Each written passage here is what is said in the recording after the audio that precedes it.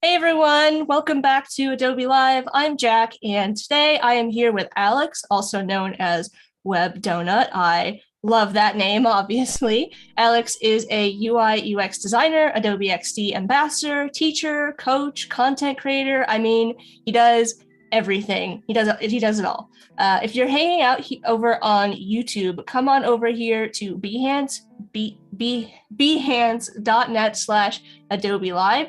You can ask us questions, let us know how your day is going, how your Monday is going, and what you are working on. I see we got Laura and Katerina and Wendwa and Andreas all joining us. Annika is excited for today's live stream. Right before us was the Illustrator Creative Challenge with Julia Vaca. That's every Wednesday or every weekday at 11:30 a.m. Pacific. And earlier today, we had day one of illustrating for print with Anna Duhay. So be sure to check out the replays on Behance or YouTube. But today, Alex will be working on a coffee app in Adobe XD. Coffee is something he's passionate about, and I'm guessing a lot of you in the chat have that as a passion as well. Coffee also goes great with donuts, which I'm excited about. But I will let Alex tell us some more about what he has planned for today. Take it away, Alex. Thank you for the introduction, Jack. Thank you guys at Adobe Live for having me here. Hi guys, my name is Alex and I go everywhere by Alex on Design these days. And I should just start sharing my screen right away. And here you can see, hopefully, can you see it, Jack? Yeah, I can see it. Yeah. Okay, so this is a little introduction which I prepared here in Adobe XD of everything we are going to run through for these 2 days, for these 2 live streams, as well as who am I, what I'm doing and stuff like that. So my name is Aleksandar Čučuković, and that last name is a bit hard to pronounce, so I go everywhere online by Alex on Design. I'm from Serbia, so not from Siberia, as some people usually think, but from Serbia, which is a country in Europe. I am a UI/UX designer and teacher, and I'm a dad of a 4-year-old little girl. And if she's watching, hi Sophia, go to bed right now. I love coffee and I love cars. And I'm a huge addict of coffee. I just have like 3 or 4 today. So that's why today we are doing a coffee app design. And also I'm a huge lover of cars, but mainly car design, nothing too technical. I'm a founder and I'm running a website called Alex on Design. And this is that website where I have my courses and I have my membership all about Adobe XD, all about UI/UX design. You can see right here about design systems, about user flows, paper wireframes, color selection. So all of those nice things. Also, if we switch it right here, I run a website called Web Donut where we create digital design products, which is this website right here. And it goes everywhere from mood board design to UI kits for mobile and web to landing page builders and social media graphics as well. Also, speaking about design products, I run something called Inception Design System, which is the design system I created for Adobe XD. And it's, as far as I know, the biggest design system of its kind. You can see it's created using molecular structure, 8-pixel grid. It's included for both local and cloud files. It has flowcharts, it has templates, and it has Lottie icons, which are those awesome animated icons we all love. And while I created it, I followed the latest structure from Adobe XD, such as stacks, such as component states and document assets. And finally, to wrap it all up, I have also a YouTube channel, which is conveniently named Alex on Design. And here I speak all about Adobe XD, once again, all about UI/UX design. So I have a bunch of these different videos. So make sure if you're interested in topics like these, make sure to check it out, make sure to explore it, because there is a bunch of great content over there. So that's it for my introduction. Let's now go over to the schedule. For day one, we are going to do the project introduction. I'm going to tell you what the project is about. I'm going to explain to you who is our imaginary client, because this project is going to be imaginary, but it's based on a real project I have worked on a few years back. Then we are going to tackle the task flow, and I'm going to show you how the users are going to go through this flow and through this app. Then we are going to move on to paper wireframes. I'm going to show you why they are really important and how you can create them for your future projects if you never created them already. And then finally, to top it all up, we are going to turn those paper wireframes into wireframes in Adobe XD. Then for the day two, project introduction, once again, for the people who are just joining us on the day two. Then we are going to move on to the design. We are going to turn those wireframes in XD that we created the first day today, and then turn them into a design. And then finally, to wrap it all up, we are going to turn those designs into prototypes, into clickable prototypes, which you can share with your clients, developers, teammates for quick checkups and stuff like that. So let's get started. Let me show you the project we're going to be working on. As I mentioned, and as Jack mentioned already, we are really passionate about coffee, especially me. So Coffee Love is the name of this project. It's imaginary project, but as I mentioned just before, it's based on a real project I worked on a few years back. So it's a local coffee shop that wants to expand from a physical location to a mobile app and reach wider audience through custom coffee experience and fast delivery. What this means basically is they want to expand their business. They want to get more customers in. And because they cannot do that through the door because they are limited to physical location, they want to move that to the mobile app experience and reach wider audience that way. Main goal of this app is to provide a tailored coffee ordering experience and delivery with upsell of additions and suites, so users will hopefully come back and order every day. So the whole point here is not just to order just a plain regular espresso, but to have a tailored coffee experience. So you can have that espresso, but you can choose wide variety of milks, for example, or you can choose any kind of sweets to go with that coffee, or you can choose any additions just to have that perfect tailored experience, which is going to hopefully bring you back every single day to order more and more. Target audience are males and females in their 20s and 30s who are passionate about coffee, and later the focus will expand to people in their 40s, and down the line the food ordering will be added as well. Males in their 20s and 30s, because on the project I mentioned previously that I worked on, we had to do user research, and we did just super basic user research because these days everybody is talking about all of these apps and websites where you can find your users and your potential users and create these perfect personas. But in my opinion, nothing can really beat the experience of actually talking to real people on the real place of business where you are actually targeting these people and finding who these people are. So basically what we did for that real project, which I did a few years back, is simply created a simple questionnaire like, are you a male or a female or a non-gender binary, or are you in your 20s, 30s, 40s? Do you like coffee every single day? Are you just a regular user or occasional user? Do you like to have food with your coffee? So you can put just like 5 to 10 different questions on that piece of paper with yes or no, and then you can leave the email box at the bottom, for example, if those users want to be contacted afterwards. And that's how we know that these are our users. Later on, we are going to also target 40-year-olds, as I mentioned right here, because from all of those users that we interviewed, majority of them were in their 20s and 30s, and very small amount of them were in their 40s. And as it says right here down the line, the food ordering will be added as well. What this means is just a simple sandwich here and there, maybe a slice of pizza, nothing too major. So they are not a restaurant. Primarily, they are coffee shop, and coffee is what is their main target. So here we have order delivery and how they're going to do their delivery. So it will be done using local companies who are doing food delivery rather than using in-house resources. This will allow for broader delivery coverage from the start. What this means is, I think you guys have Uber Eats in USA, Jack, right? Yeah, we have a couple different like delivery services. So So here in Europe, I think Volt is one of the biggest ones. I think it's German company, if I'm not mistaken. Maybe somebody in the chat can correct me on that. But every single country has these different delivery services, and those delivery services are focusing on food delivery, food and drink delivery. So this is what this imaginary brand is targeting, rather than buying a van, branding a van, and then hiring a driver who is going to drive and deliver these coffees. So this will allow for broader coverage. What this means is, for example, from the far end of town, you're going to order your coffee through the app and you're going to get it because the big companies have the resources to deliver that coffee to you. This will in turn, of course, bring more revenue to this brand and allow them for much higher sales and, of course, much higher revenue. So that's why they're going to do it like that.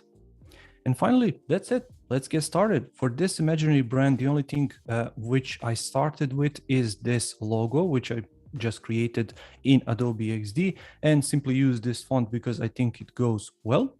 But here is our Adobe XD file, which we are going to be working on. And the next thing we are going to create is task flow. So Jack, let me know in the chat, is anybody Yeah, we've got a couple questions of comments so far. Mick said Content Central. I'm guessing that's in reference to your design system, and people can find that on your webdonut.net site. Is that correct?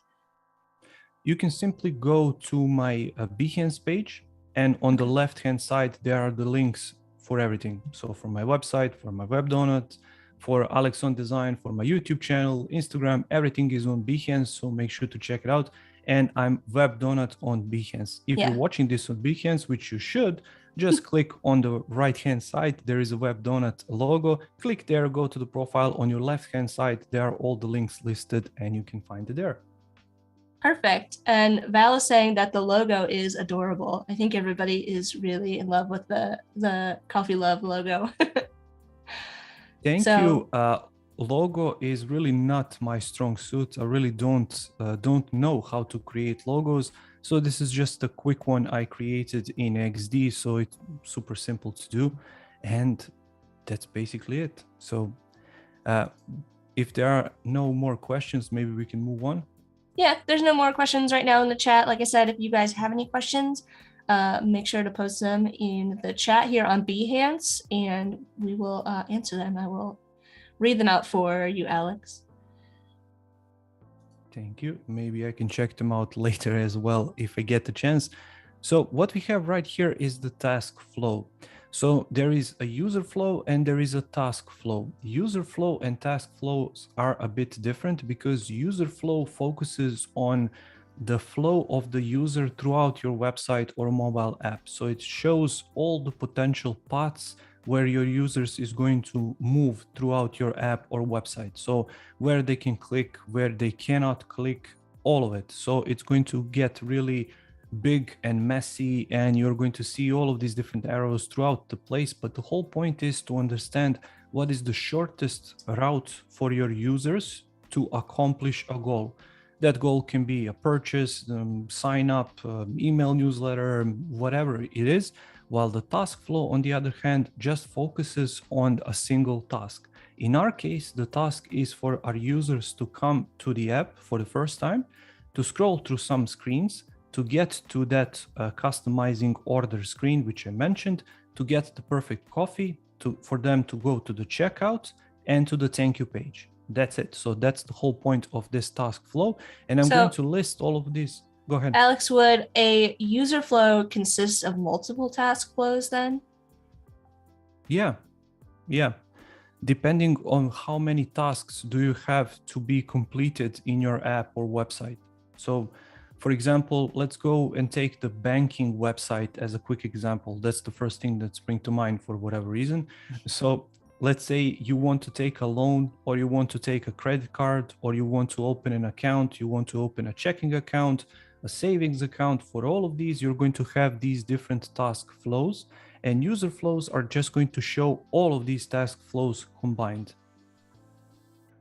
Great. And so we're just kind of focusing on one as an MVP, like a minimum viable product. for today? Basically, this is the whole point of this particular app. So we're going to focus on it. But later on, as I mentioned in the presentation, if down the line, let's say this business wants to add food, then we're going to create a different task flow maybe and just put all of it together into a user flow, because throughout our app, users are able to move, and I'm just going to show you one task flow for this particular flow. So let me get started, and chat can help me up with this a bit later. So what I have right here, if I switch on to my layers panel, I have screens and I put together stack right here. So everything I have inside is just a rectangle with some text inside, and I simply included a simple padding. What this is going to allow me to do, when I type in walkthrough,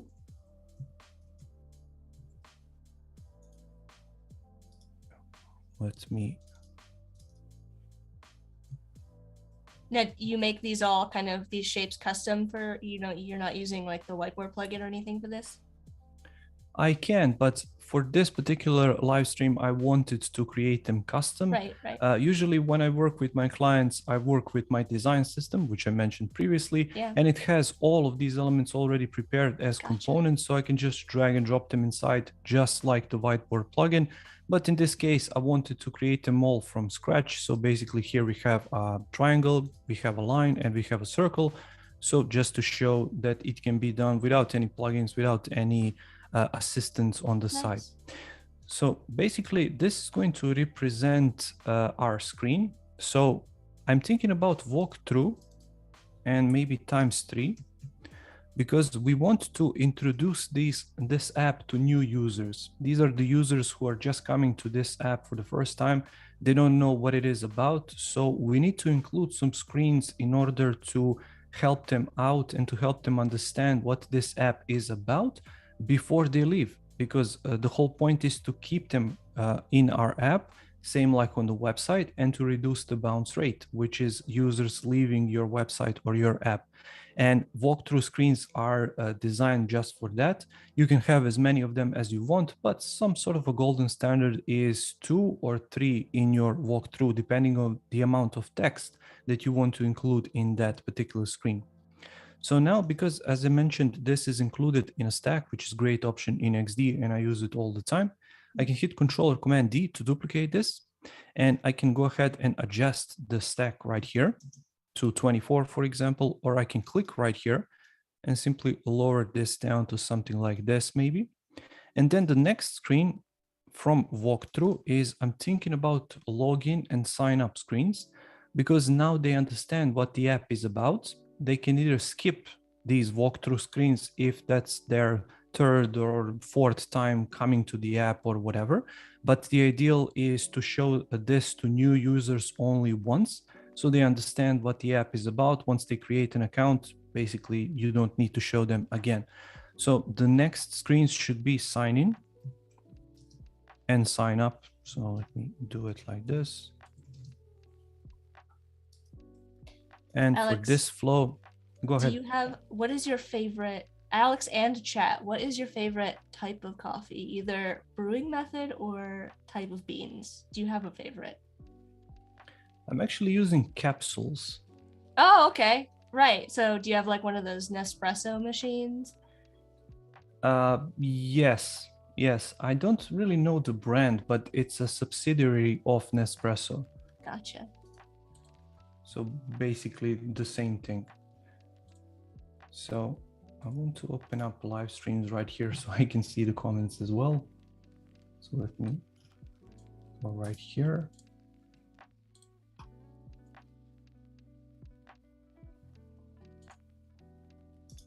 And just mute myself. There we go.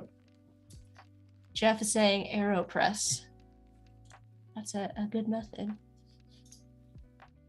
I know in the US, a lot of people like that. You can maybe help me out with this. You use a piece of paper and then you put it in that glass thing. Then you pour your coffee. That's my preferred way. Pour over. I like a pour over. Yeah. Oh. So you take the glass and you put the paper filter and then you put the grounds in, and then you slowly pour the water over top. Oh, okay. So is there a taste difference between it? I'm suggesting it is. I'm thinking it is Between that and the, let's say, coffee from the capsule or coffee from the bag, or is there a major difference? It's a different way of doing like a drip coffee. So I would say that the taste is the difference is that you can control, I guess, the inputs and outputs more than you can on like a full pot of coffee. So it's a little bit more customizable. But yeah, it's a similar kind of experience as like a regular drip coffee. It's just more singular versus like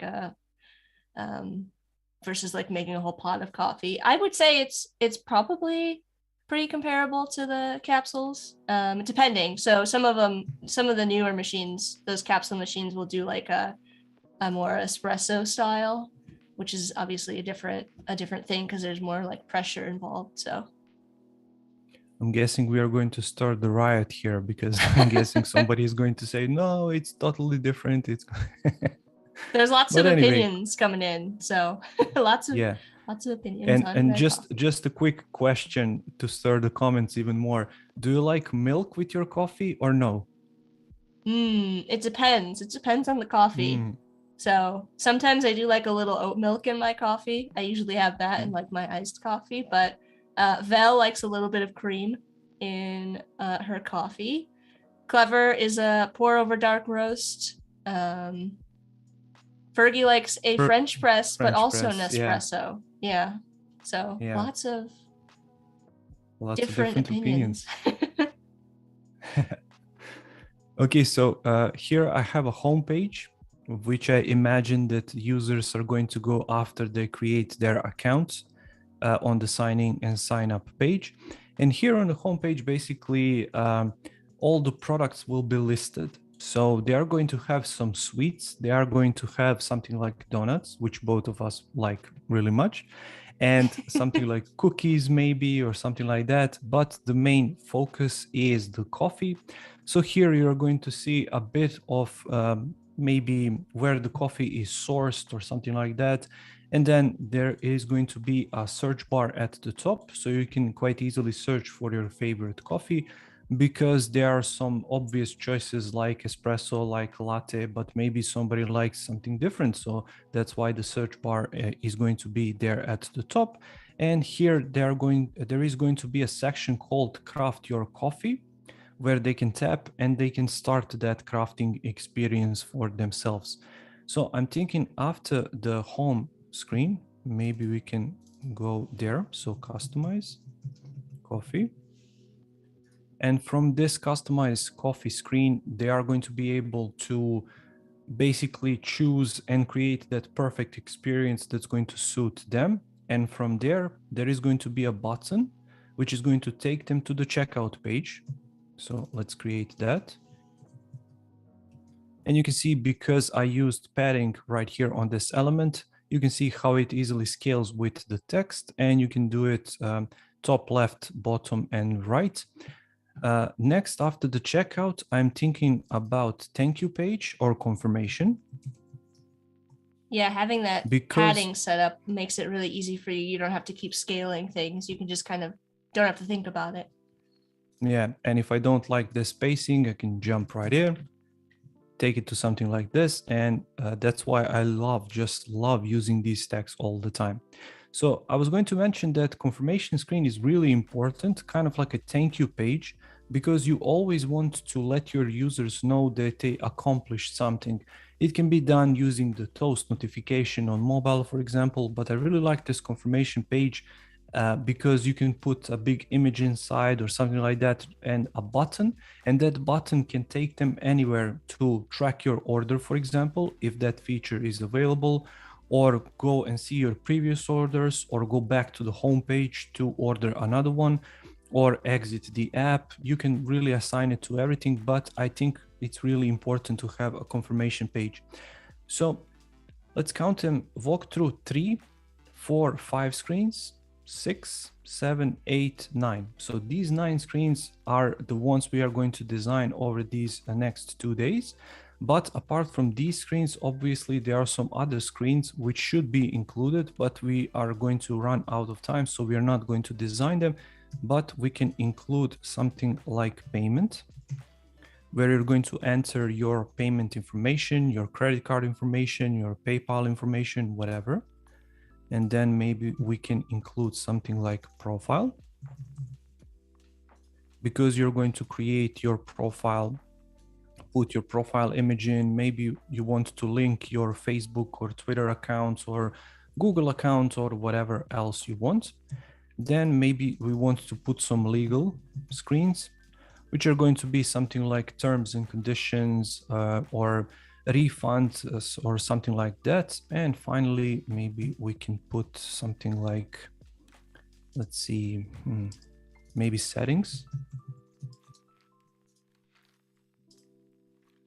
Can somebody in the chat help me out with this? Can we include any other screen? Yeah, chat, let us know if there's any other screens that you think would be, or I guess any other kind of features that you might find in a coffee ordering and delivering app. What kind of things you might expect to see. Yeah, would you normally go through and like, I guess, think about all of the functionality like this before you would get into like an MVP prototype? Is that a comment from the Voodoo Wall? Oh, I just saw Val's comment. I may okay. not, Val saying, I may not have heard if he said this, but is this the method of plan? Oh, it's similar to my question, yeah. But is this the method of planning he uses every project, or does he do some different workflows depending on the project? So basically no. I sit down with my client, because if you just join us, this is imaginary project, but it's based on something I've done previously for a real client. I sit down with them, I figure out what exactly do they need through a series of interviews. We do a bunch of different questionnaires. I learn about their goals and objectives. I see what they want, what they don't want, what they need right now, what they need down in the future, which I explained at the start of this project. And after that, we figure out basically what sort of screens do they need. And then I come up with paper wireframes and simple sketches on a piece of paper, just to see if that structure really works with this particular project. If it does, then we move on to Adobe XD. But it's really different from project to project. But basically, this method is something which I use quite often, just to come up with all of these screens which are going to go into the app.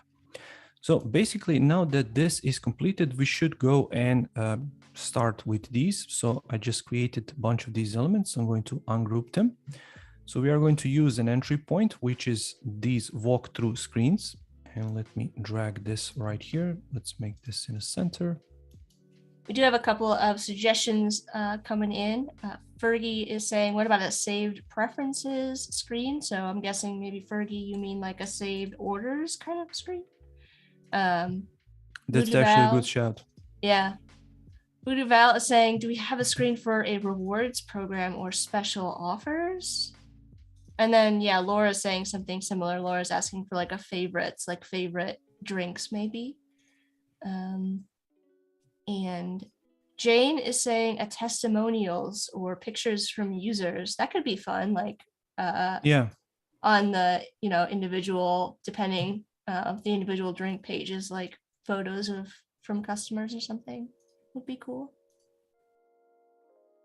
So you can see how quickly this can go out of hand. So you have to focus, because we have just 4 hours for these live streams. So I just picked these 9 ones, but basically we can sit here and design for months, because as the app grows, user needs grow, obviously. So you have to design more and more screens to accommodate those needs.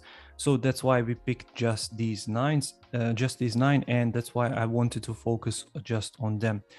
So here, what we want is, as I said, just to show these, but basically we already mentioned how we are going to move through the app, but I still wanted to show you this process. So they are going to go to the entry point, and that entry point can be either a link or a download of the app from the App Store maybe, or something like that. So when they tap that link or open up the app, that's going to be their entry point into the app. From that, we are going to take them to these walkthrough screens. So I'm going to type in walk. And from then, they are going to use this action. So the action can be either tap or skip. So let's use tap, because tap is for the button, or for the skip, you still have to tap to go anywhere else. So then it's going to take them to the next screen, which is login or sign up. And you're using the circles to indicate the action there, the circle shapes. Yeah. So you can see right here. So this one is for the entry and for the exit. So exit is going to go at the end, obviously. So this is just to indicate the process. So this arrow. This one is the process, so where they are at the moment. And of course, you can do this in many different ways. This is just a method I prefer and I've been doing over for years. And this is the action. So what they're going to do, are they going to tap or click or buy or whatever? And then this is the decision. So they have to decide what they want to do inside of this app. So you can put this right here and then go to the tap, or I simply preferred to leave this for the big decision. So when they want to purchase and not just click to go left and right. So once again, we can debate here for hours. Every designer has their own preferences. This is just something which I been using. So you can use whatever you want. So we are at the login. So let me duplicate this and go right here just to use it. So let's say create account. So they decided to create an account. So Drew is suggesting a map or find a location function, then find the nearest location. And then Drew is asking, or is this not a franchise kind of a business?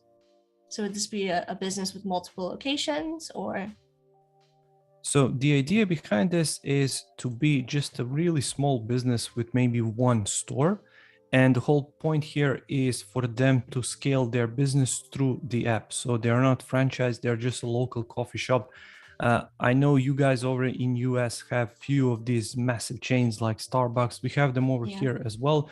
But the culture here is a bit different, and it's primarily focused on really small businesses. So it's a coffee shop with like 3 or 4 tables inside, and that's it. And it's run by a family for many generations. So the whole point here is for that kind of business to scale and to get more revenue from something like this. Cool. Go ahead. I was just going to ask, I know that you and I have talked about this, but about the web donut name. I'm sure there's lots of people in the chat curious about it. Yeah, so basically when I started it like 7 years ago, the idea behind it was sweet design solutions. So because we were focusing on, and I keep saying we because it's my wife and myself, we were focused on UI kits and UX kits, basically the solutions which are going to speed up your design process as much as possible. But we didn't know, honestly, if that was trademarked, that sweet design solutions. So it was really just for us. That was really the whole point. And from that came in Web Donut, because we really love donuts and solutions were for the web. So we just basically merged those two and it kind of sticked. But as I mentioned in my presentation at the beginning, sort of Alex on Design is what I use these days, because it's much simpler to refer people to Alex on Design than to Web Donut, and the content I'm creating is just more up to date over there. Yeah, Val saying here, I think we call that mom and pop, a business that has a similar service to a chain, but personalized and passed through a family for many generations. Exactly. So you can see right here that because we have the padding and I have a new line of text, it's going to expand down. So because that padding is there, I can expand down more and more and more and create many more of these lines if I want to. So let's say customize order and let's clip it into place like so.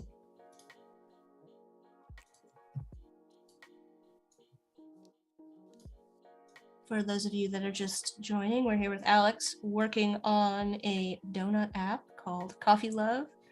Alex is working through these flows here. Let us know in the chat if you what kind of features and functionality you'd like to see in a coffee ordering or coffee delivery service or app. Stuart just joined. Hey, Stuart. And how do you pick which features and functionality to go through in this like task flow? Like, how do you decide? Is that like a conversation that you have with the client? Is it kind of based on like, all right, this is, the core features and functionality that we kind of decided from our user testing? Like, how do you decide what's going to be in the MVP? I always try to focus what's the most important thing for them. And in this case, it's to sell as much coffee as possible. So in order for them to do that, perhaps, let's say, rewards or favorites or testimonials, it's not, how should I say this, the primary focus of this MVP, of this first pass of the app. Of course, these are extremely important later, but for us to ship this app and to create this app, maybe those can come at a later date. And maybe we should focus on customized coffee screen, for example, or home screen, where we are going to actually show the selection of coffee and what these users are going to actually select and purchase, rather than focusing on legal, because legal, you can draft something with your lawyers in 15 minutes and drop it into the blank page and call it a screen. And of course, it's really important, but it's not crucial at this starting stage of this app. So that's why we are focusing on these screens. And as we mentioned a few times throughout this live stream, because of the time constraints, that's why we have to focus on just these screens. Of course, I would love to include payment screen right here, which is of course really important. Profile screen, where you can put all of your profile information in and you can tie them in with the rest of the screens. But for the time constraint sakes, we have to move on a bit faster in order to create this in 2 days. So you can see right here from Customize Coffee, they are going to tap and order a coffee. And then from there, they are going to go to this screen, which is the confirmation screen.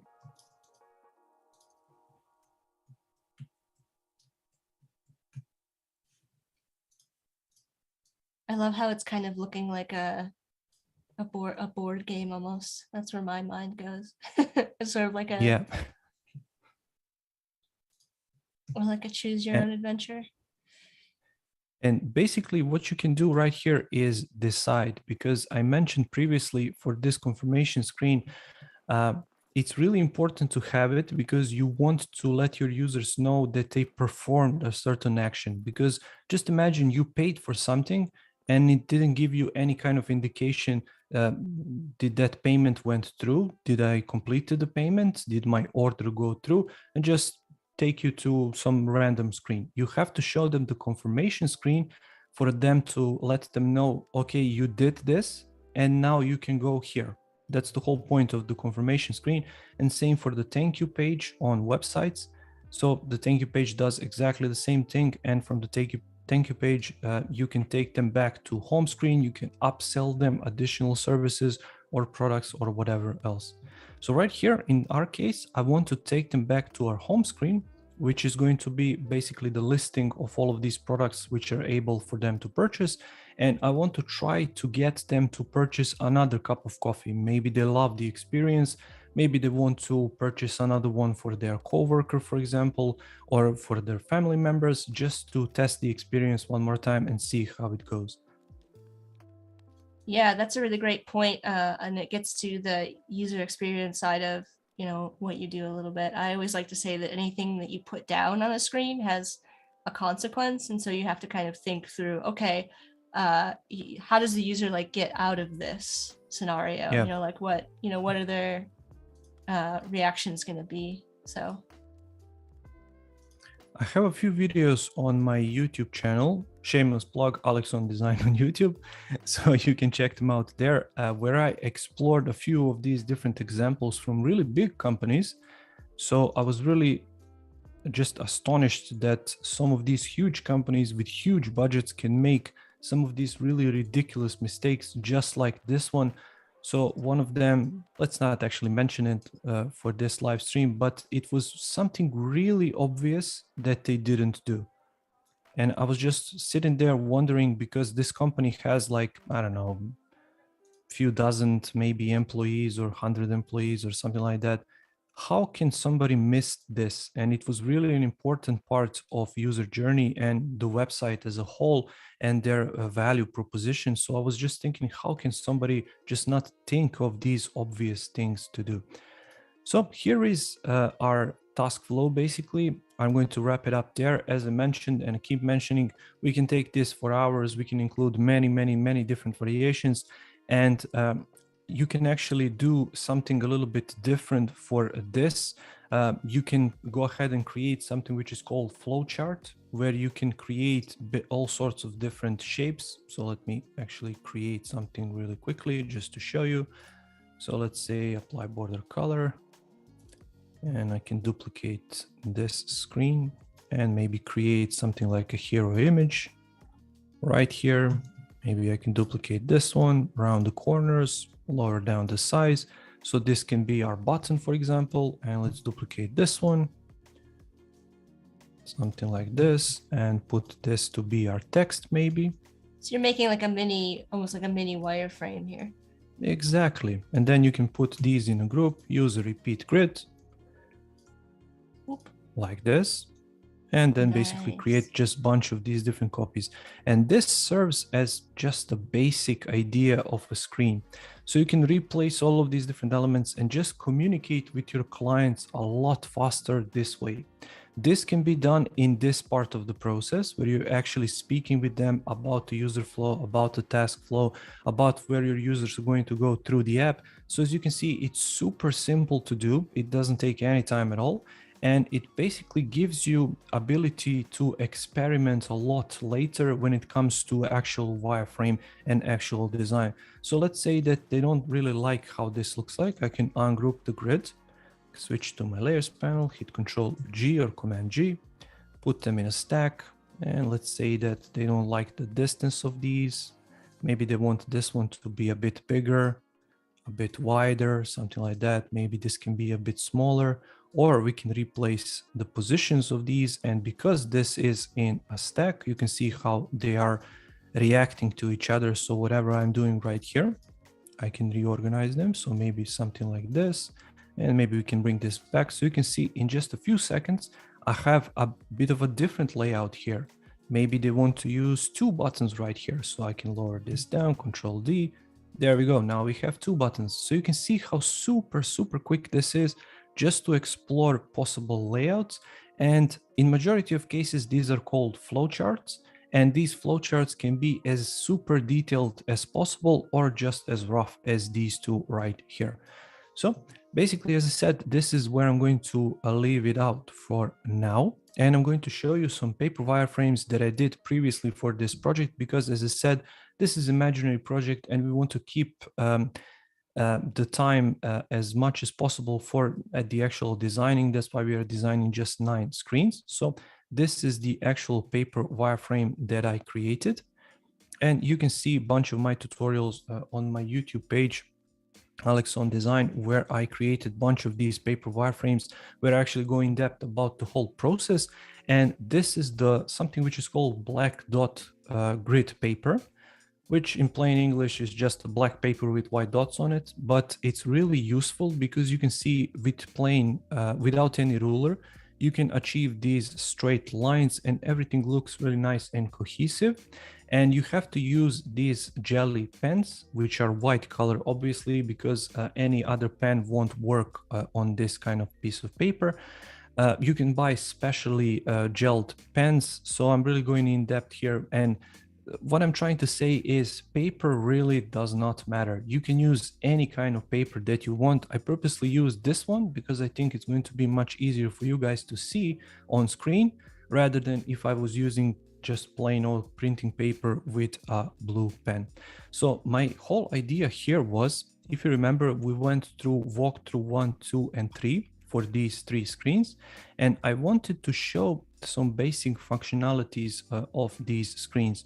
So right here at the top, I was thinking about including that logo, which you guys liked, which I'm still astonished by. And then I want to include different coffee images right here to let them know straight away that this app is about coffee. They know it's about coffee, but I just want to remind them that it's all about coffee. Then here we are going to use H1 or just the title. And here we are going to include a paragraph. Now these 3 can be used to describe main features of this app, just to hook them a bit more to start using the app as soon as possible. Below that, we are going to have pagination. So just 3 dots, which are going to expand as we scroll left and right. And we are going to have this arrow, which on the first screen is going to take us to the second screen. And on the second screen, we are going to have the skip option right here. So once again, if you logged out accidentally from this app and you accidentally go back to walkthrough screens, you can skip if you've already been through this process, or if you're just bored and you want to order your coffee as fast as possible. Then from then on, we go to the login and sign up screen, which we mentioned. And the idea here is to have a switcher at the bottom right here. So if you don't have an account, you can sign up here. And then on the sign up screen, it's going to say, if you do have an account, sign in here. So basically you can just switch between these 2 screens and it's going to be essentially the same screen. In it, we are going to have a simple form, so email and password. And we are going to have once again, depending of the client and what the client wants. Some clients want to have Facebook, others like to have Twitter, others like to have LinkedIn. Here, I just took all 3, and we are going to have sign in and sign up buttons at the bottom. And then we're going to move on to the home screen, which I mentioned. So still a logo right here. This is going to be the menu icon. And obviously, we're not going to design all of these screens, which I just mentioned, but it's going to be there nevertheless. For example, later on, if we decide to tackle this app and to design all of these other screens, we are going to have that search bar and nice little welcome message right here. And below that, something which is going to say something like organic coffee. We only source top quality organic coffee locally, grown locally, or something like that. And this is going to be the main focus of this home screen, which is going to say craft your coffee, start now. That button is really important because we want to take them to that crafting coffee experience that we mentioned. And below that, some upsells like cookies and sweets. If they are not for coffee, maybe they decide to go to the coffee a bit later on. And below that, we want to help them out because not everybody is that coffee savvy. So we want to show them most popular coffee options, such as espresso, latte, lungo, and stuff like that. Then we are going to move on to customize order screen. And in this screen, we can go back to the home screen if we decide to go with something else. We still have a menu right here.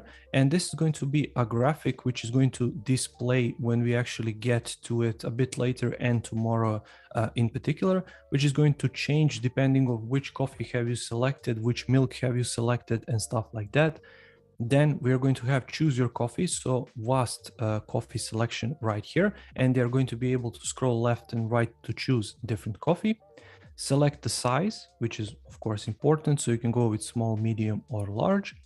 They can select the milk and additions and sweets. And of course, I will ask you guys for additional advice and additional recommendations. What should we include here to move this even further as an experience?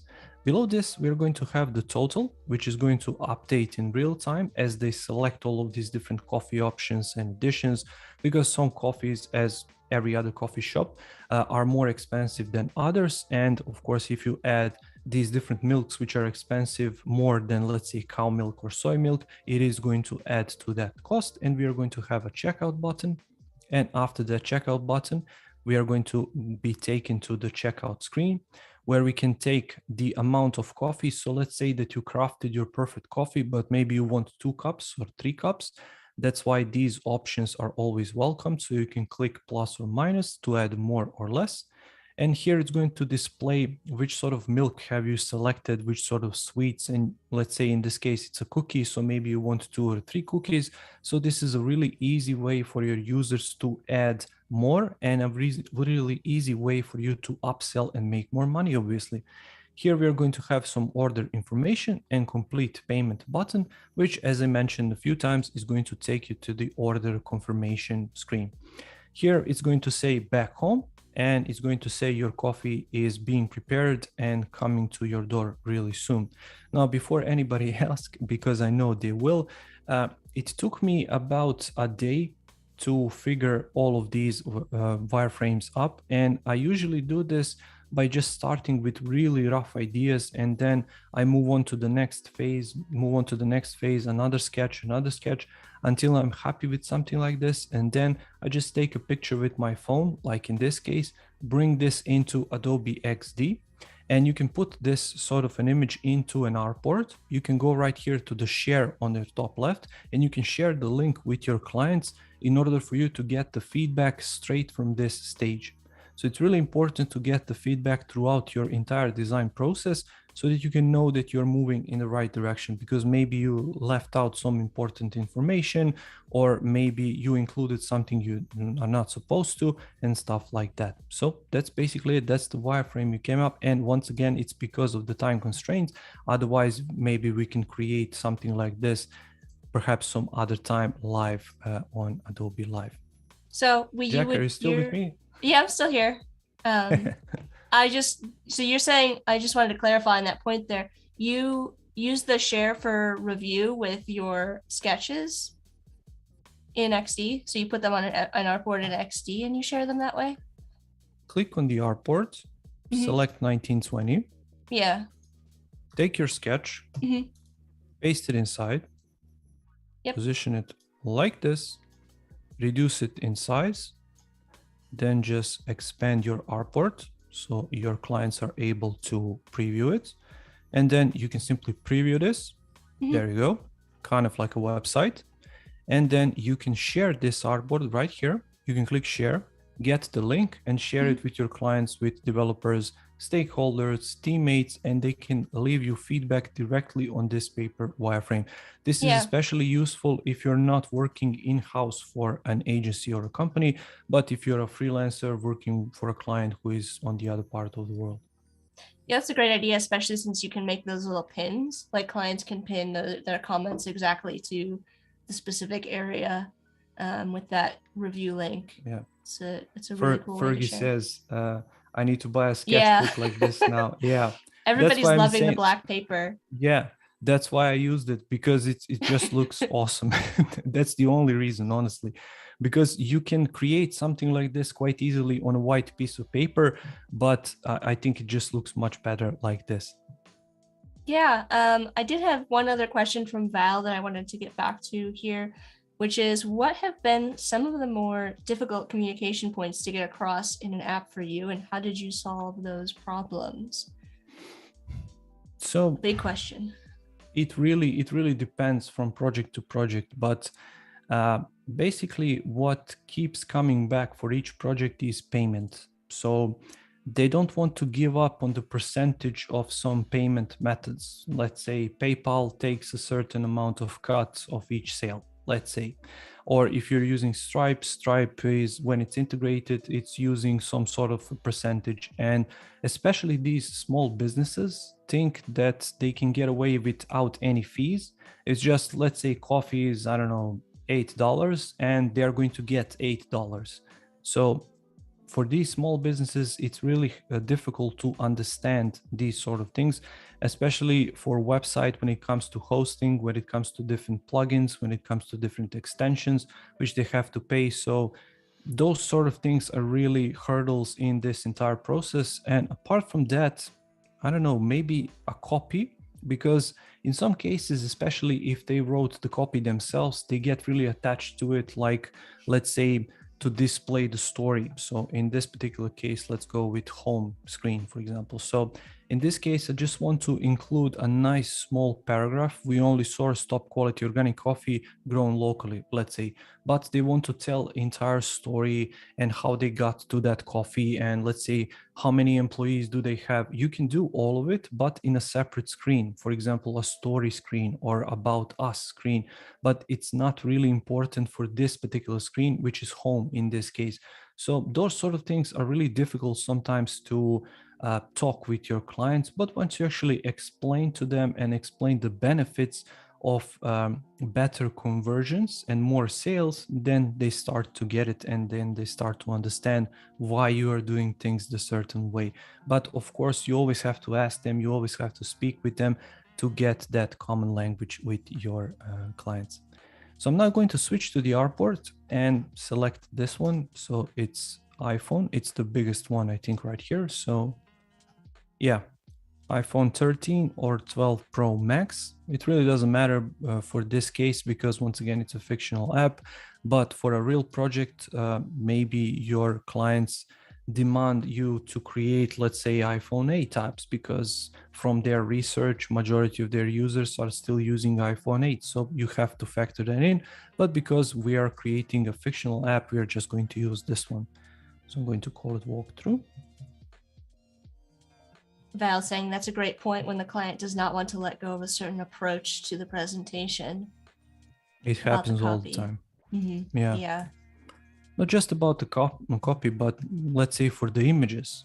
They took their own images, they're really proud of their own images, and maybe you found a stock, let's say on Adobe stock, which is extremely awesome and it's going to work perfectly for this example, but they just, they took that image with their phone, they're really attached to it and stuff like that. So you really have to speak with them. Yeah, definitely. And then sometimes there's also like, you kind of have to compromise and say like, well, what can we do with this?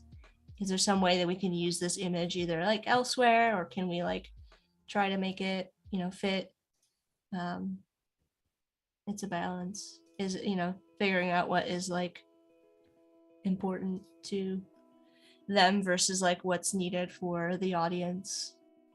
Yeah. So right here, I'm just creating 4 column layouts because it's going to be much simpler for me to work with columns later when we actually get to the content. And here, just for you guys are able to see, I'm going to lower it down to maybe 5 or 7, something like that. Because now when I duplicate these artboards, they are going to retain these settings. Let me actually hide it for now. So do you just use the default? Did you use the default grid there, or did you modify it at all? I just modified it slightly. I increased the gutter width. Oh, okay. Yeah. And the gutter width, because by default, I don't really like how it looks like. It looks a lot closer than I would prefer it. Of course, you can use guides if you want to just drag a quick guide from here and maybe use the same guide here. Maybe use the guides from top to bottom. Once again, these are personal preferences, so everybody has their own methods, so all of it is fine.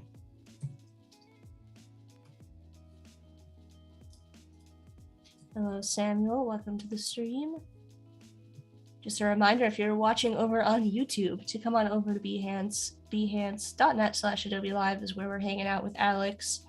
Alex is working on this coffee app here, coffee delivery app, just getting into some screens, gonna wireframe out some screens here based on the paper sketch wireframes Alex did and our task flow.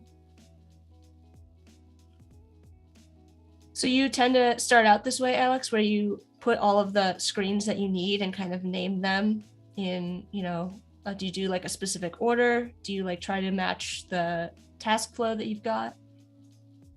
Well, for this particular case, because we know which screens we are going to design, yes, but in vast majority of cases, no, actually, because I don't know which screens I'm going to design. So in some cases, I'm going to start with walkthrough, and let's say that's the only screen. And from then on, I'm going to go to walkthrough 2, 3, and then I know I need sign in and sign up, but I don't know, do I need a home, or should I go to some other screen? So it really all depends from project to project. But in majority of cases, I know at least about 4 or 5 screens, which are main screens. And then from then on, I just expand as I go.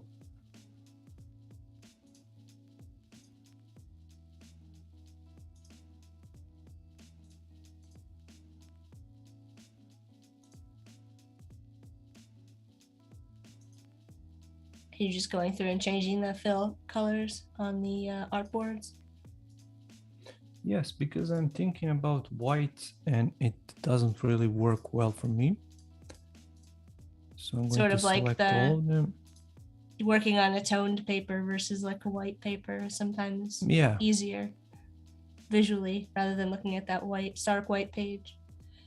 Yeah, I think it's going to work much better with something like this than if you're using completely white colors. So let's say I want to use a white element, it's not really going to work that well. So I have to use drop shadows and stuff like that. So I usually like to use at least some off-white color when I'm designing. So right here, what I'm thinking is here we have this circle and we're going to include an image inside. But before that, let's bring in that logo. So the great thing about XD are these components. So you can include as many of them as you want. And let's move, let's say 40 pixels from the top or something like that. I think it's going to work well. And then I can simply hit Control C or Command C. And you can see that we are on these 3 screens, sign in and sign up and home screen. So I'm going to select all of these, hit Control or Command V, and it's going to paste that component in exactly the same space, and it's going to save us a bunch of time. So the next thing is that circle. I'm going to place it somewhere around here. And just for this particular live stream, we are going to create basically 2 copies of these screens. So I'm going to create 1 copy, which is going to be for today for these wireframes. And tomorrow, when we start with the design, I'm going to actually duplicate them on purpose just to show the difference at the end, how these wireframes can look like. Because as I mentioned previously, if you're sharing with clients, you're going to share these wireframes, and it's really useful to see sometimes, especially with your clients at the end of the project. Let's say that they say you're charging too much or something like that. So it's really useful to show them the process you went through, because a lot of the times they actually forget what you went through on this project and what you did. So I'm going to go with something around like 280 by 280. Make sure I snap it in the center and go with, I don't know, somewhere around here roughly for now, because we are going to deal with these later. And you might remember that here we have this arrow, and I went ahead and created it. So it's this right arrow, and I'm going to place it, let's say 48 from the bottom, and I can use Alt or Option just to see where I am with these distances, left, right, top, bottom, and to all of these other elements. So you can just hold your Alt or Option and hover just to see where you are. And I'm going to create that text. So I'm going to give it a title. Would you have, so you would use, if you did not already have that kind of arrow created for the stream, do you have that as like, are those elements that you've kind of included in your like a design kit, or would you use like an icon library for something like that if you were just kind of working through an idea? You can, but with elements which are super simple like this, you can go ahead and create it yourself like this, straight in XD. So arrows are really super simple. So you can see really quickly, and then you can flip it down, position it here, maybe adjust this right here, group all of them and use a circle, position it at the back, right click, you can send to back, and there you go. It doesn't look that polished as this one because I spent a bit more time on it, but you get the whole point. For these, you can create them yourself, but there is also a great plugin. I don't have it here installed, which is called Icons for Design. And I know it has a bunch of these awesome free icons. So make sure to check that out if you want some great icons. I know Howard Pinsky uses it all the time in his live streams, and that's where I actually heard about it. Yeah, it's a good one. Use... Do you tend to not use any plugins in XD? Are there any that you like? No, I use a bunch of them, but because I updated my version of XD today, my plugins just disappeared. So I have to go ahead and install them again. But basically, I use Blobular, which is a plugin which gives you all of these awesome blob shapes. I use Lorem Ipsum just to give me some quick text. I use something which is called Angle, and that plugin gives you the option to use these mockups to present your designs at the end of the design process, and a bunch of these other ones, but those are just some of the main ones. So let me actually create these three at the bottom so I can know where to space my text. So let's go with something like this, round it up. Let's see what I can use right here. So for the width, I can go with 48, maybe 16. And now with those numbers, you're working in values of multiples of 8 or 16 there? I'm trying for 8 because this is 48 by 48, distance is 48. So really depends on the project, but for this one, I decided to go with it. So let's call this .1, for example, because it's much simpler. When I got started with this particular design, I just went with it. So that's why I stuck with it. So let me duplicate it. This is going to be .2. Let's give it a different color, like this one, or maybe this one. Let's see what works better. Yeah, I think this one is okay for this wireframe. And because the height is 16, let's go with 16 right here. Oh no, actually, let's go with 24. Yeah, I think 24 works much better. And now let's group these two. Wallet pagination. Include a stack once again.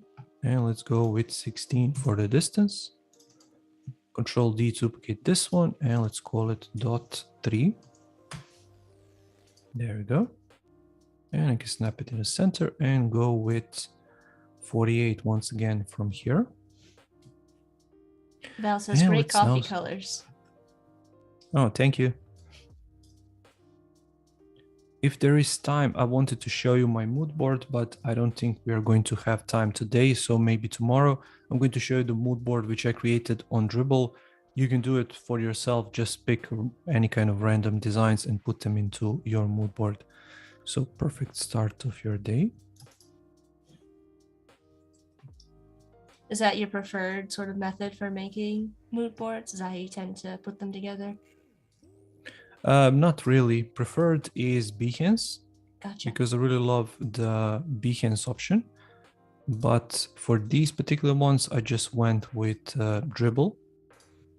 So it really depends from project to project. Ruben is in the chat. Hey, Ruben. Ruben is saying, hey, hey Ruben. Ooh, Val's saying, what are Alex's favorite colors to design with? Do you have colors that you lean into more so than others? Blue and dark gray, maybe. I mean, and yeah, I can tell by the whole branded, blue wall behind you. Yeah. Oh, Wen was asking what the name of the plugin for mockups, and that is Angle. Angle, yeah, Angle. like a 90-degree angle. Yeah.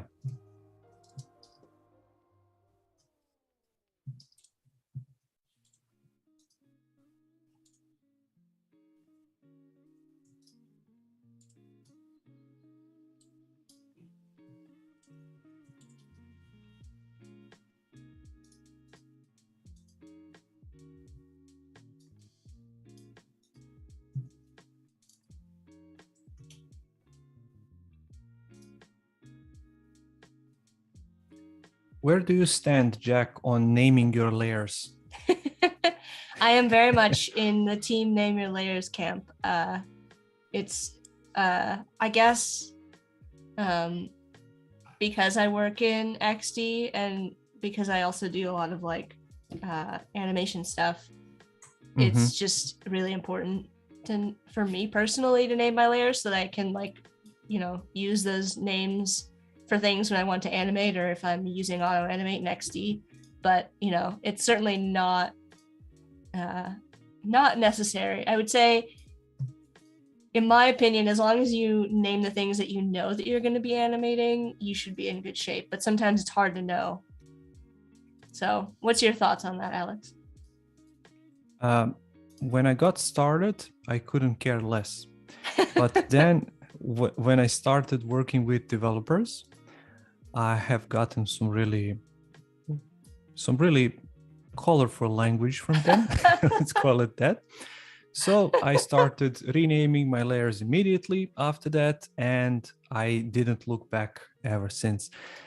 Because I really like working in Webflow, and I like to experiment with designs myself. So I like to design myself, and I like to put all of these things together myself. So later on, I have to understand what I designed. So it's really obvious to have your layers named. So that's just my stance. I know in the design community, it's not really something you should be speaking about loud. So let's move on. So here we are going to move on to that next walkthrough screen. And I don't know about time constraints. Should I just leave them like this? You're good. We've got a little bit less than an hour. So I would say keep on going. Chat, are you name your layers or not? Are you team name your layers or team chaos, I guess? Let us know. That's a question that I wanted to ask you actually, Alex. So on a similar note, you were talking about working with developers and working with Webflow. Do you tend to design and develop or build your sites using something like Webflow, or do you work more with developers? It really depends, but in majority of projects I've done in the last like 2 or 3 years, majority of them have been done in React Native. Yeah.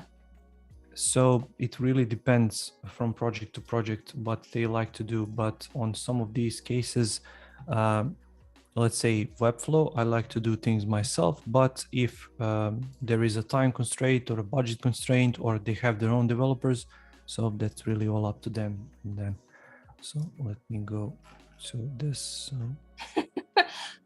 Laura's team chaos and Fergie's team name your layers. So Phil is also it's chaos. All fine.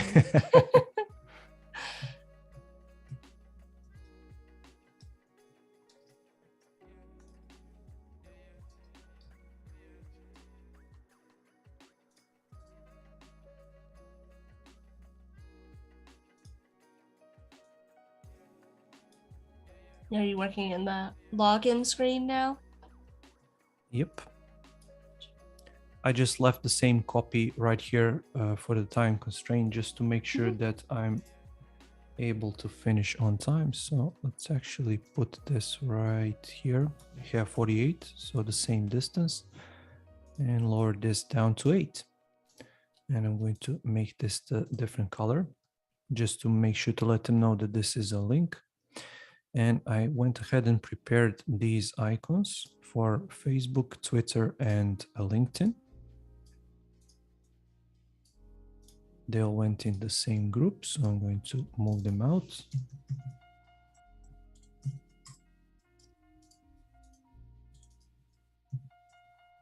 Samuel is saying, I hope XD brings anchor points like Illustrator or Photoshop to rotate in different ways instead of creating a mask for rotating. I'm not entirely sure what you mean there, Samuel. Alex, do you happen to know? Not really. Yeah, I think that you should be able to rotate things in XD without needing a mask. I'm sure Alex can demo. You can just either type in an angle of rotation. Yeah, right there. Here. Yeah. So let's take this and rotate it. I think you can hold, yeah. Mm-hmm. You can hold like this to rotate it any kind of way you want. And you can even use this 3D transform if you want to rotate it like this in some sort of a 3D. So I don't know what you meant there. Yeah, maybe you can clarify for us.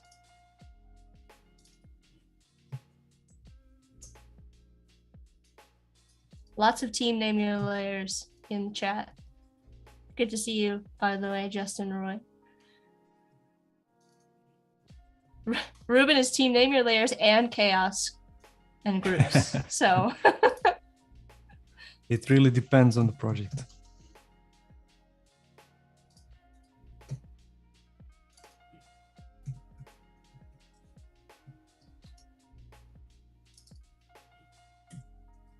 yeah, so for this project, it looks like you've got some sort of fonts and colors maybe that you know, maybe pulled from like your brand.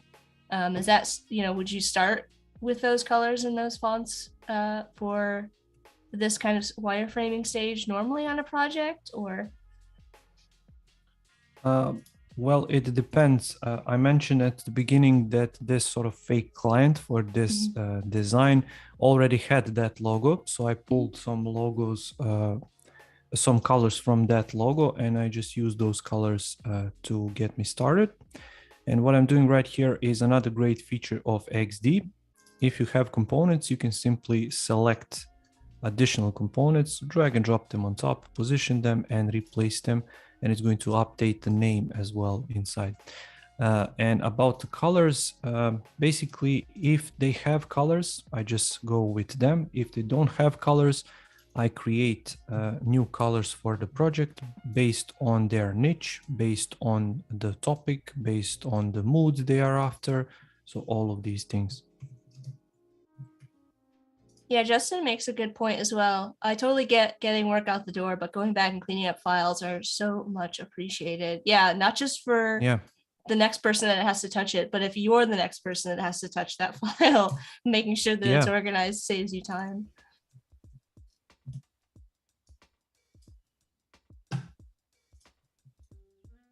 Make your future self happy. Exactly. So Alex, how did you get into this field? How did you get into UI and UX work? How did you get into, you know, becoming a content creator on YouTube? Like what was your journey like to get there? So I'm a self-taught designer, and I was working in a few small agencies here in Serbia. And then I decided that that's really boring. So I went freelance and I explored many different areas throughout my career, because I'm designing for, I think, 15 years, something like that. So I tried many different things before I land on to UiUx design. And in terms of work, I find clients online, they come to me usually through various different websites. I used to work on these 99 Designs contests years back. And still to this day, people are approaching me from 99 Designs asking me for work. So yeah, you never know. Put your work out there. You never know what can come of it. Exactly.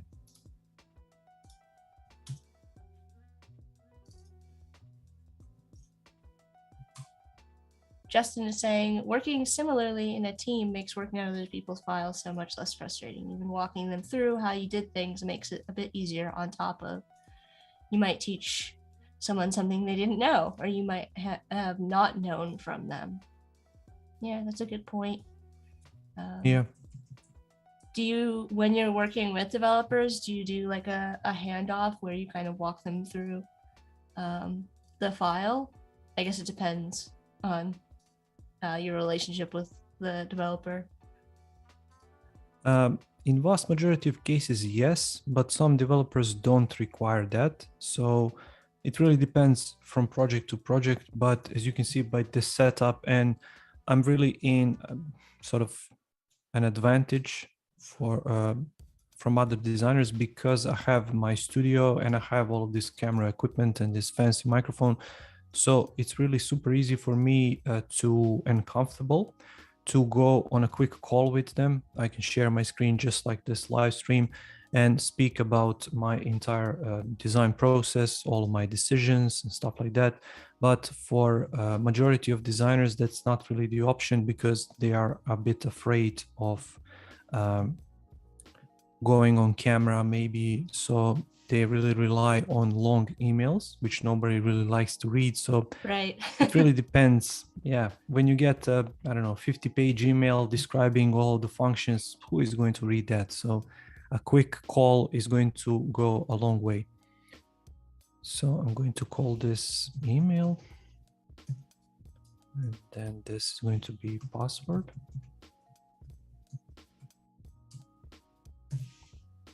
I think I saw you post today, speaking of social, about making a password input field on Instagram. I did. And today I also had another live stream on my channel. So I'm all over the place today with content. And speaking about that, I didn't respond to your question or the question from the chat, how I got into the content creation. Mm-hmm. So basically, I mentioned this to you when we spoke earlier.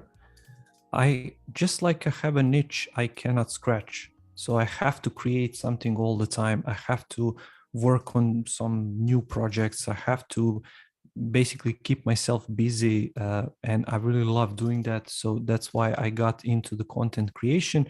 That's why I have so many courses, so many YouTube videos, so many design products, because I just love creating. And that's why I like working not alone, but not in a particular company full-time 9 to 5, and just work on that, because I get really bored really quickly, if I'm honest. So I don't know, let me know in the chat. I'm really interested to hear, are you guys like that? Are you bored quite easily, or do you really like to stick to a project and work on it for months on end without changing? Let me know in the chat. I'm really interested to hear.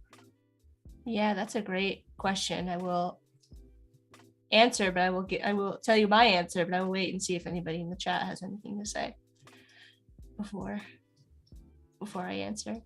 Val saying, that happens to me a lot with my paintings. I get an email like, saw your work online, are you open to work? And I'm thinking it's my new stuff, but it's something they found from 8 years ago. Right. It's always surprising. People will find you in different ways. Corey likes starting projects a lot more than he does finishing them. Fair. Yeah. Stuart has a question. Does Alex think UX roles are merging, user experience designer, visual designer, web developer? Do you think that those roles are merging together or becoming kind of like one? Which particular role do you mean? Stuart saying user experience designer, visual designer, and web developer.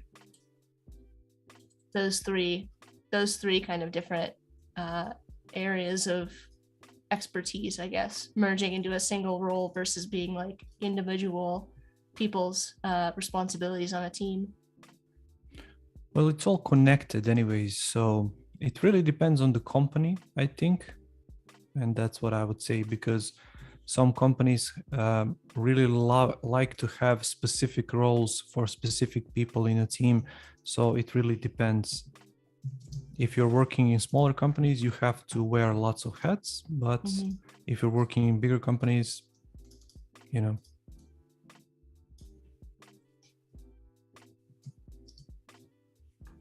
Yeah, I think that I don't think you have to necessarily be an expert in all of those areas. But having really good communication, especially if you're not an expert in those areas with the people who are, is really important. So always having like an open line of communication between all three of those roles, if they are separate, is really important. And also just having, even just like a little bit of a knowledge about how each of those roles like works and how they work with, what you do is I think a good way to look at it, even if you're not like an expert in all three areas. Yeah. Chat, lots of questions coming in. So Samuel's saying, if you put a circle in this, so this is the anchor point question. Mm-hmm. If you put a circle in the corner in Illustrator, it will rotate around that anchor point, not from the middle. So yeah, I think you're saying that like translation or that point of origin, when you make an object, how in other programs, I think you're saying you can set that point of origin to be in one of the corners versus like the center. Yeah, I don't think you're not able to do that in XD, and I'm not really sure if that's necessary option in XD. So I know what you mean, but it's not available in XD. But you can do something like this and fake it. So let's take this circle out for now, put it right here, create another circle, duplicate it, put it right here, group these two, lower down the opacity of this one, and then when you rotate this, it's going to look like you are rotating this circle like this, if this is what you mean. But this is still from the center, so you cannot do what you are referring to in XD as of yet.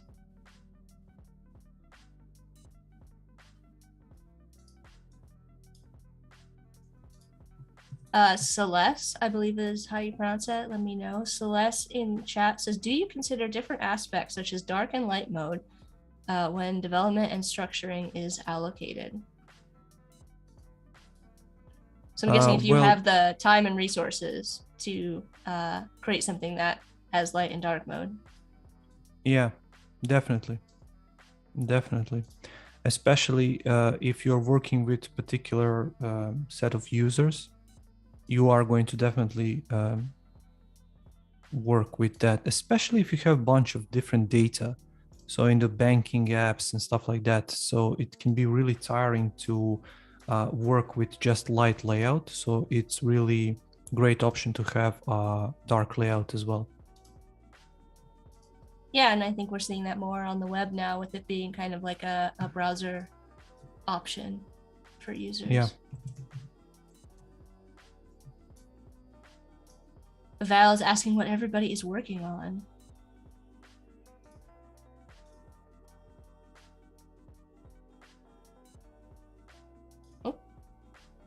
Justin has an answer for our previous question about whether or not everybody likes working on multiple projects. Justin says, I think it depends on the pace. If the pace is consistent, I could work on a large project for a while. If it gets dragged on and constant small changes are asked, I end up becoming bored. Yeah. And Val also answered saying, my creative process is a lot like that meme of a guy walking with his girlfriend and looking at the other person. I start something and I'm like, oh, but what if I started this other thing? Yeah, that's me. Yeah. I can relate to that. But yeah, I guess for me, I will answer that question. Yeah, I'm more like Val, but I think that it honestly, and we talked about this a little bit, Alex, I think that it's beneficial to be working on, for me, to be working on multiple projects. So you can sometimes you get so like blind, you're just so laser focused on a project that it's beneficial to kind of step away, and then when you come back you're like, oh, you can see the answer to the problem that you were trying to solve clearly because you just took a break from it to work on something else. Like resetting your brain, I think, is really important. Yeah. So I'm just trying to rush things a bit right here to get to, so we can have enough time at the end. So you're working on, it looks like maybe the buttons? No, this is actually the home screen. So I created a search bar right here. that we spoke about. And let me actually apply this border to it. And here I applied that organic coffee that we mentioned right here. And now I'm working on these options. So craft your coffee, which is going to take us to this screen, and these two, which are going to be for cookies and sweets.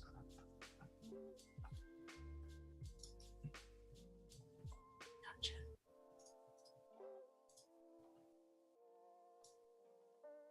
Celeste is trying to find a job. Phil is working in Photoshop with variables. Are you working on maybe like a business card or business cards? Scrolling down. Stuart is working on a vinyl wall, 4 brochures, and multiple advertisements and assets. So spinning a few plates. Yeah, for sure. That's a lot. That's awesome. The vinyl wall project sounds really cool. I would love to know more about that. Val has 20 plus paintings going on right now. How many of them are Star Wars themed, Val?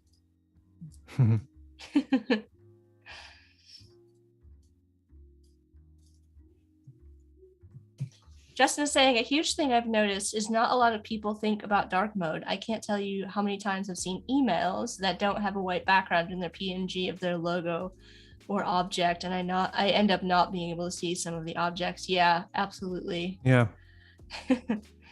I agree. Yeah. That's why, especially with, dark mode becoming a browser setting, it's definitely a priority now, for sure. Priority feature to make sure that your site, holds up. And Badgero Bob is saying, I really, really love Alex's work. I literally spent today learning from his YouTube channel. Wow, that's so nice. Thank you so much. You've got a fan. Great. Thank you so much for watching. And I'm glad I'm able to help you with my content.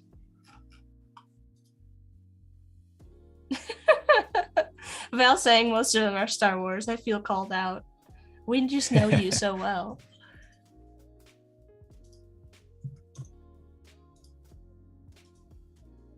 Justin's working on a brand identity for a bourbon bar. That sounds fun.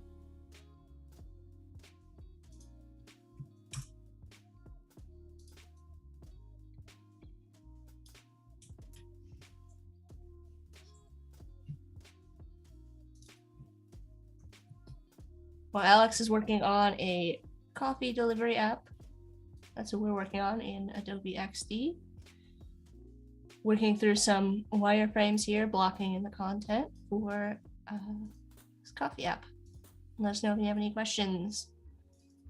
We've got about half an hour left in our stream for today, and then we'll be back tomorrow with Alex to continue working on this.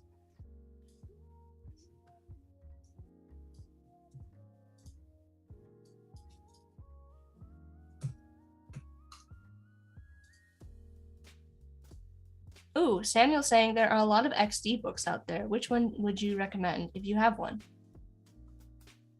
XD books. Yeah.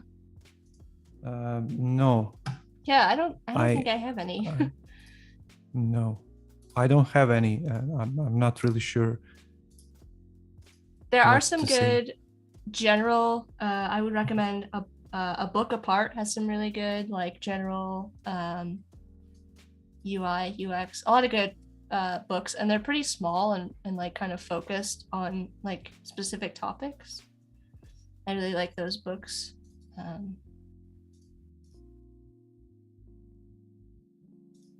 There's a really good accessibility book that they have out there that I like a lot. I can't remember the author offhand, but it's a book apart is the publisher. Yeah, Fergie's asking Samuel, do you mean UX books? So maybe do you have any UX books to recommend, Alex? Nothing really comes to mind at the moment. I'm more of a person who watches videos and content like that rather than reading, if I'm being honest. So do you have any resources aside from your own that you like to look at online or go to? So learnxd.com, it's a great resource for XD, and you can find amazing content out there.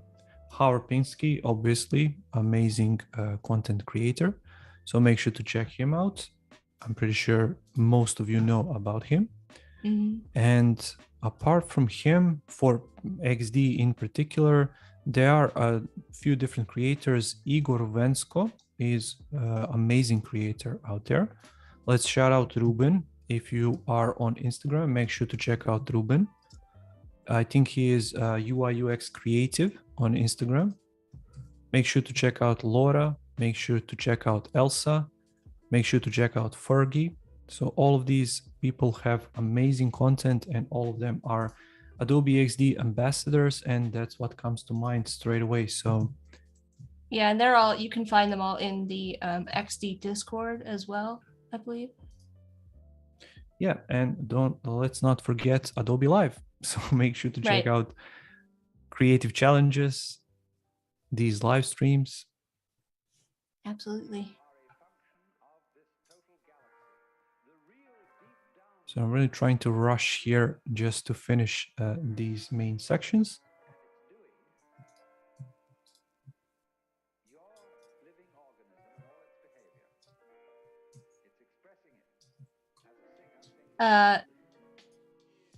Badro Bob is saying, huge fan. I'm Chalif, Alex, if that name rings a bell for you.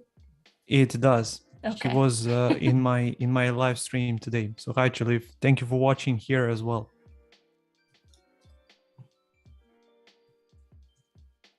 Ruben just finished a mobile app and website designs for a one-tap checkout company. Awesome. Ooh, Val has a good question along similar lines to what we were just talking about. Alex and chat, what is your favorite source of inspiration? It really depends. It really depends. From the project, from the mood I'm in, from all of these things. So it really depends. I don't know. Sometimes I just like to go to websites like awards to maybe inspire myself that way. Other times I like to take a look at competitors' websites for the clients I'm working with. Other times I just like to take a look at things which are not related to UI UX design at all, like car websites, because I'm a huge car fan. So it really depends what I'm working on. So do you find that, like, I would imagine especially the like the interiors of cars, although I guess the exteriors would really like relate to sort of interface design, like how everything's kind of put together, like the way they consider all of that. Yeah, and one thing I cannot figure out for the life of me in terms of cars is why they are using their own systems. Yeah. I just, so just use Google Android Auto and Apple CarPlay. Just use those because Apple and Google have it figured out. Don't invent your own. Don't invest billions of dollars basically throwing them away. So just,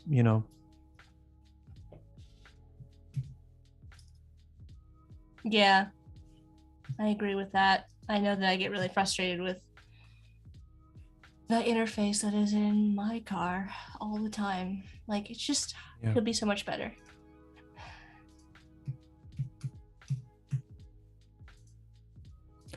So Celeste right is here saying, for this, go ahead. Right here for this section, what I'm going to do is just use this option, which is scroll group. So I'm going to include it from here to here and call it coffee, because it's important, because I'm going to use it for all sections.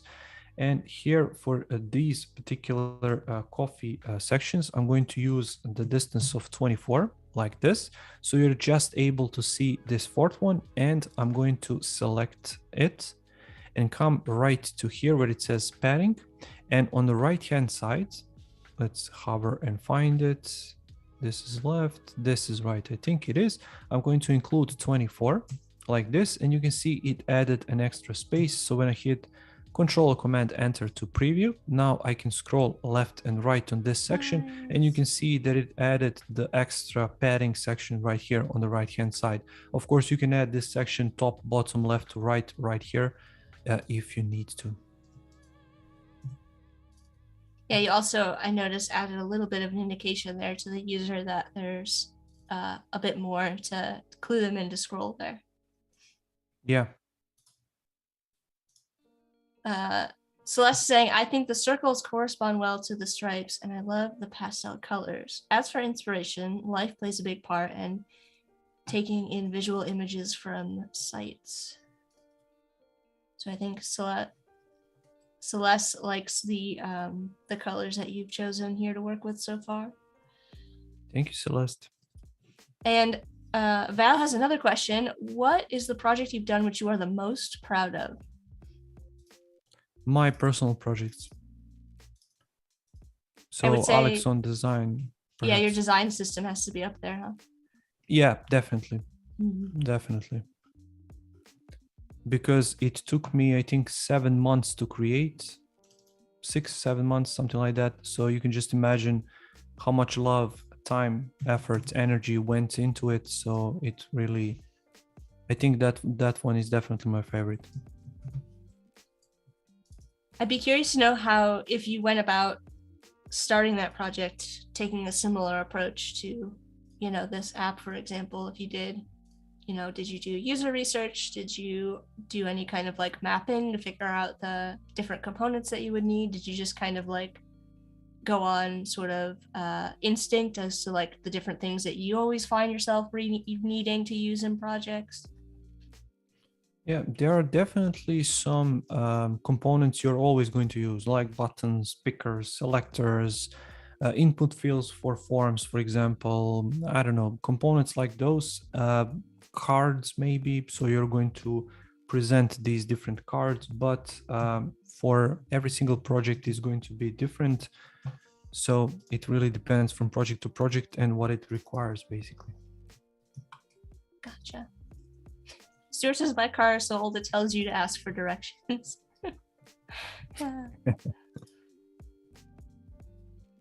Yes, so I think this is looking fine.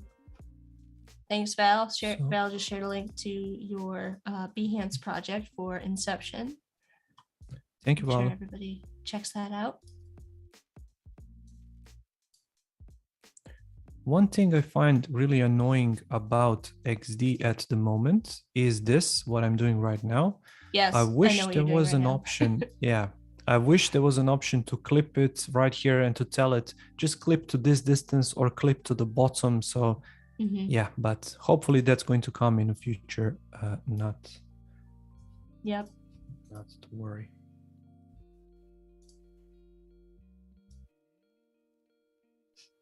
I know the feeling. Yeah.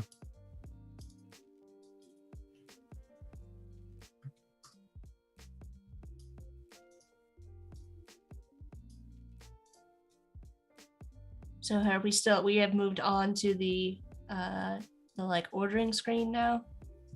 Customizing, yeah. And we still have checkout and confirmation to do. And I'm not really sure because the confirmation is basically the same as these. So I'm going to select all of these elements and put them right here. I'm going to take this button, put it right here. There we go. I'm going to get rid of these like this. Speedy. Yeah. And let's do 48 right here. Val shared a link to the user voice for XD about for feature requests, because Fergie is agreeing about that snapping along the bottom there. It's just so obvious. It's just so, you use it every day. So yeah.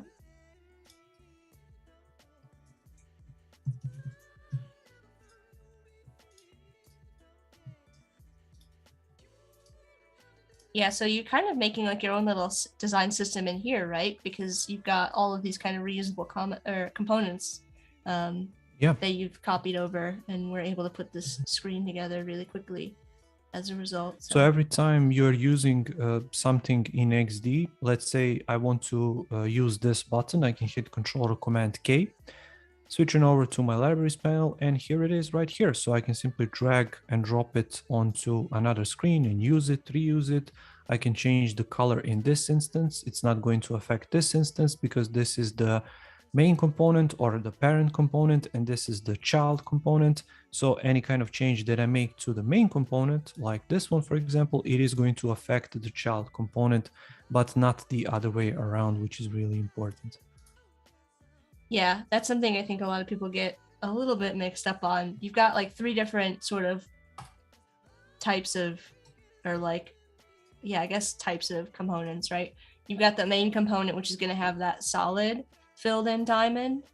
When you're looking at it, you've got an instance of a component which is going to be hollow, and that means that it's hasn't been modified. It's just an instance of the main, hasn't been edited in any way. And then you've got a diamond with a dot at the center, means it's a modified instance, which means you made a change to it. So if you have just a regular instance, any change that you make to that main component is going to change across all of the like the child components or that like hollow instance version. So Stuart's got a question for you. Oh, first, Ruben says, Alex, amazing design system, very detailed. Love the name Inception Design System. So a compliment Thank there you, from Ruben. Ruben. And Stuart's asking, how does Alex deal with clients that push back on design flow? Do you explain your decision with user research? Yeah. Basically, with stubborn clients, you always bring the topic of money. So the more money they can make and the more money they can save, the more they are going to like you.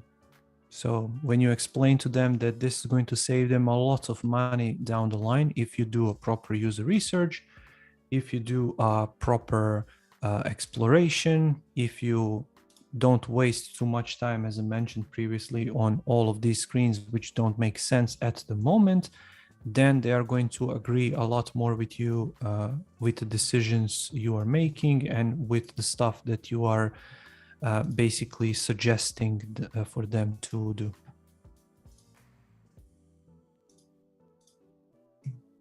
Yeah, that's always a good, if you can tie it back to like a value add for the client, then that's a good way to get them on board with your decisions for sure.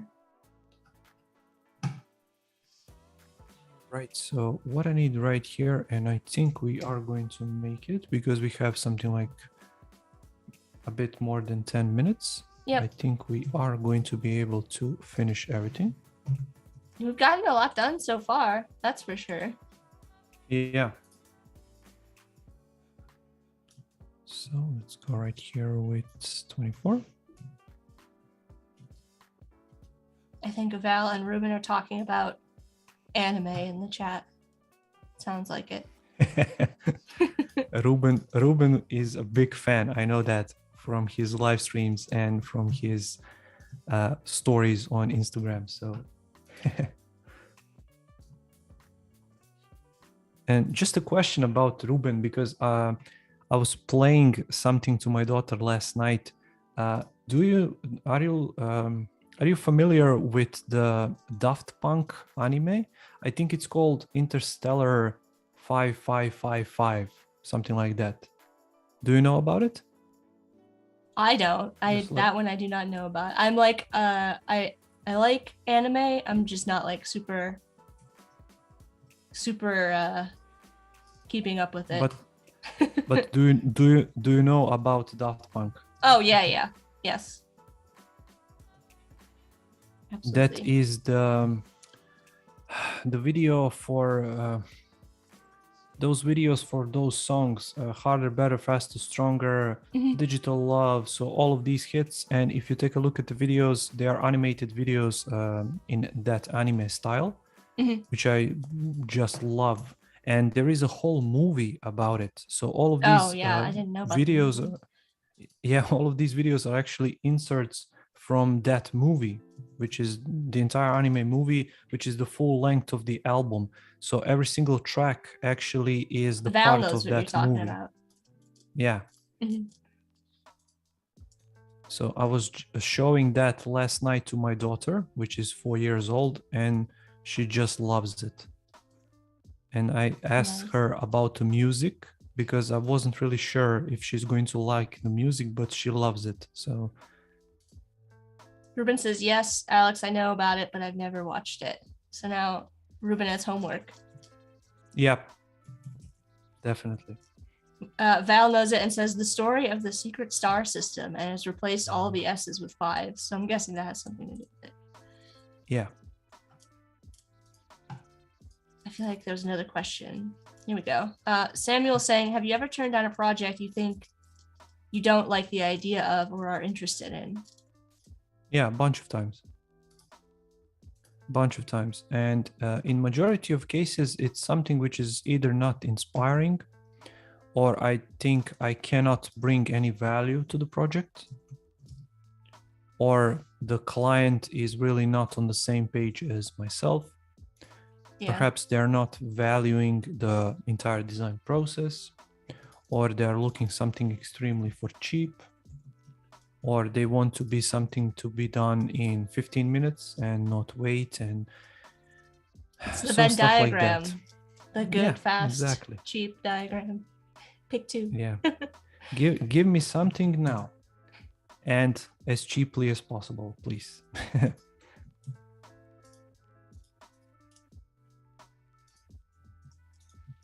Celeste is saying, I think to offer the client an option of say 2 or 3 design flow options that would accommodate your creative needs while handling the client objective. It's a great way to handle flow. I agree. Once again, all of it really depends at the end of the day on their budget and on their time frame. Mm-hmm. So if they have a certain amount of money and they have, let's say, 10 days for you to complete the project, you're going to reduce the number of revisions. You're going to maybe skimp on project flow a little bit or something like that. So it really depends from project to project what you're working on. Val has a great question along the similar line. Alex, can you share with us? Sorry, I just love how Val is active in the chat. I just love that. Yeah, Val always has great questions. I appreciate. I love when Val is modding. Alex, can you share with us some major red flags to look out for when approached by clients? Things that are red flags and why? Obvious things are gambling.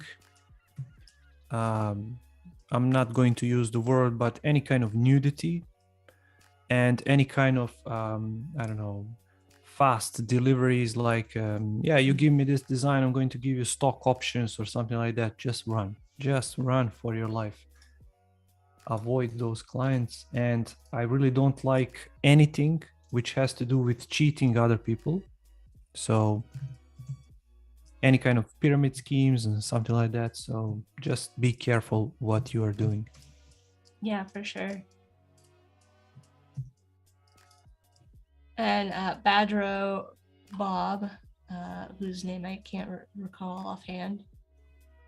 They were in your stream earlier today, saying, Alex, what do you think about including 3D in web design and what dev program supports it? I love 3D. I try to learn it myself.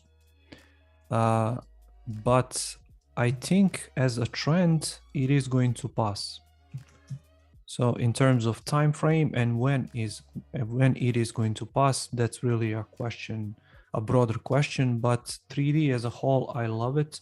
And I always loved 3D, but sort of my life path took me to another direction. So I didn't really have the time 3D requires from you to dedicate myself fully to it. But hopefully I am going to use Blender a bit more because it's free, it's easy to use, it's easy to learn, and I can combine it with Adobe Dimension, which is really awesome.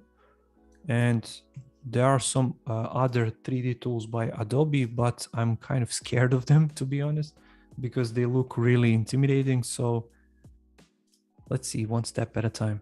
But in terms of including 3D in Adobe XD, at the moment, you cannot bring it in, but there is a nice workaround. You can actually pull them into After Effects, create Lottie files or create videos, and then put those videos or Lottie files back into Adobe XD. And of course, Photoshop has some 3D options, Illustrator has some. So basically that's it. So let's see here. Yeah, we're getting close to the end, Alex. If you want to give us like an overview of what we worked on today and let us know what we're going to be working on tomorrow. Just give me a second. 48. Sure. And there we go. So this is what we worked on today. So basically we are working and creating a design for coffee app and for coffee shop, and this is a really small coffee shop, and we are creating an app for them to expand and get a broader audience. And we worked on the task flow. We narrowed down on the most important screens for this particular live stream because we are time limited, as you can see. So we just created this task flow of this particular task. Then I showed you my paper wireframes, which I created on this black dot grid piece of paper, which is just there for show, basically, because it's much simpler to see for you guys, white lines on a black piece of paper. And then finally we wrap things up with these wireframes, which I'm actually going to show you right here. So here we have the walkthrough screens, and I'm going to put the copy tomorrow. From walkthrough screens, we move on to a sign-in screen and sign-up screen, which is basically the same. It just has additional field for your name. Then after that, we have the home screen, which you can choose to craft your coffee, use cookies or sweets, which are basically sort of an upsell, and most popular coffees right here, which once again, we are going to fill in all of this information. From then on, you can go to this customize screen where you can choose your coffee, select your size, select milk, additions, sweets, and of course, it's going to update in real time for this price. And then you can hit the checkout button. After you do, you're going to go to the checkout screen where everything you have selected in the previous screen is going to be shown right here. And you can click the confirm button, which says sign up. So I'm going to change that, and it's going to take you to the confirmation screen. So that's basically it. That's what we created today. Awesome, Alex. We covered a ton of material today. You got through so many screens, and thank you for sharing your process with us. Thank you, everybody in the chat. Thanks, Alex, for hanging out with us today. Alex and I will be back tomorrow at 12 p.m. Pacific for part 2, continuing work on this coffee app. But stay right here for today's Premiere Creative Challenge with Fabiola Lara right after this stream coming up next, followed by Power Prompts with Cody Bear. Thanks, everyone.